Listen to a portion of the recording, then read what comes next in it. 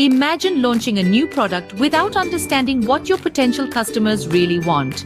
It's like shooting arrows in the dark, isn't it? Primary data collection illuminates your path, guiding decisions in business, academia, healthcare, and more. Without primary data, you might end up creating a product nobody needs or wants. So, how do you collect this crucial primary data? There are various methods to collect primary data, each with its own pros and cons. Let's start with surveys. Surveys are a great way to reach a large audience, but they can sometimes yield low response rates. Next, we have interviews. Interviews can provide valuable, in-depth information, but they can also be quite time-consuming and expensive to conduct. Observations are another method. They offer real-time data, which can be extremely useful. However, there's a chance they might be subject to observer bias. Lastly, we have experiments.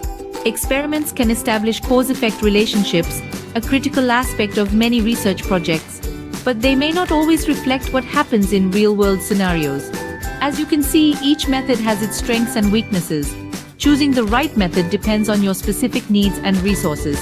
Always weigh the pros and cons before deciding. So, now you know the different methods of primary data collection and their pros and cons. Remember, these methods are vital in gathering first-hand, reliable data.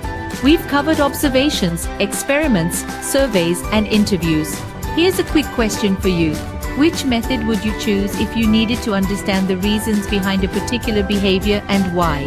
Leave your answers in the comments below and see if others